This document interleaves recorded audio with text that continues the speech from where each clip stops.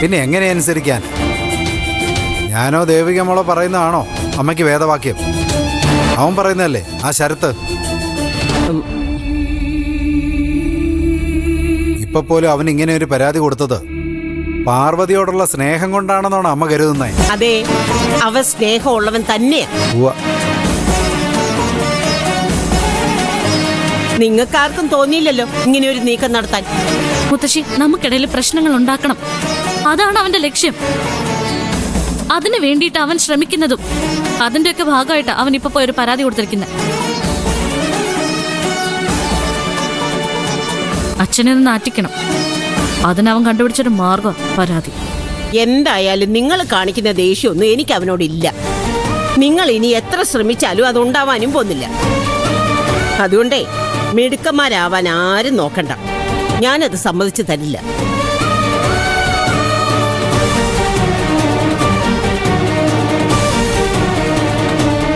മുത്തശ്ശിയുടെ മനസ്സൊന്നും അത്ര പെട്ടെന്ന് മാറ്റാൻ പറ്റില്ല. എന്നാ ഞാൻ ഇറങ്ങട്ടെ, കാണാം.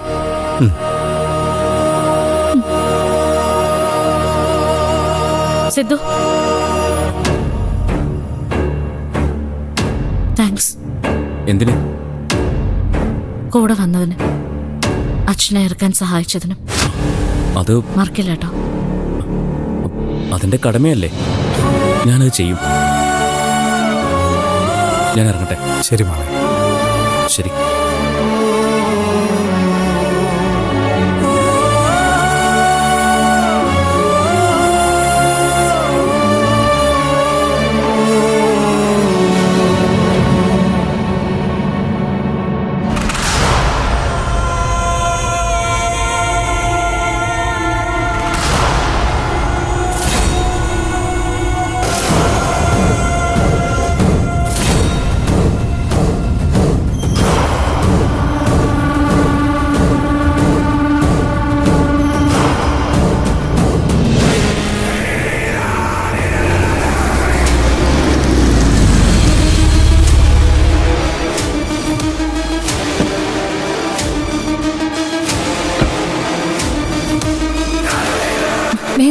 വാ.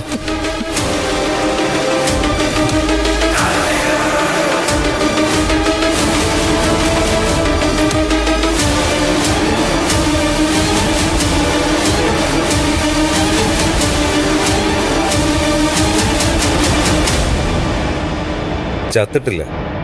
ഇവരെ എന്ത് ചെയ്യണമെന്നാ പറയുന്നത്? കുറെ കാലത്തേക്ക് ഇവര് പുറത്തിറങ്ങരുത്. ഏതെങ്കിലും ഒരു മുറിയിൽ ഇവരെ അടച്ചിടണം. പറയാൻ എളുപ്പ, നടത്തിയെടുക്കാനുള്ള ബുദ്ധിമുട്ട് ചന്ദ്രക്കറിയാവും. ആദ്യം ഒരു മുറി വേണം, കാവല് നിൽക്കാൻ ആളുകൾ വേണം, ഇവർക്കുള്ള ഭക്ഷണം, മരുന്ന്, അതിനൊക്കെ നല്ല ഇലവുണ്ട്. കാശ് ഞാൻ തരാം. ചെലവ് കാശ് മാത്രം പോരാ, എനിക്കും കൂടി എന്തെങ്കിലും തരണം. എന്താ വേണ്ടത്? ഇവരുടെ മാലയും വളയൊക്കെ എവിടെ പോയി? അതൊക്കെ ചന്ദ്ര എടുത്തല്ലേ. അതിന്റെ പകുതി എനിക്ക് വേണം. 50-50 തരാം. അത് വിറ്റിട്ട് കാശ് ഞാൻ തരാം.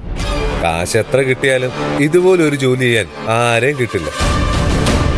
അതെനിക്കറിയാം. ആ, എന്നാ പിന്നെ നേരം കളയണ്ട, വേഗം കൊണ്ടോ.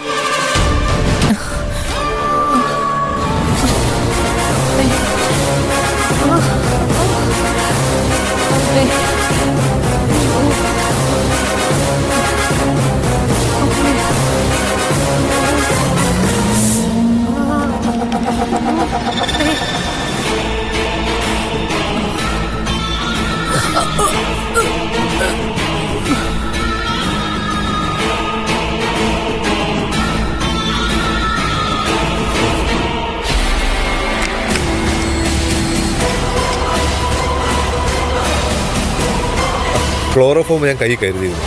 എങ്ങാനും എഴുന്നേറ്റ മണപ്പിക്കാൻ അത് വേണ്ടി വരുമെന്ന് എനിക്കറിയായിരുന്നു. അതേതായാലും നന്നായി.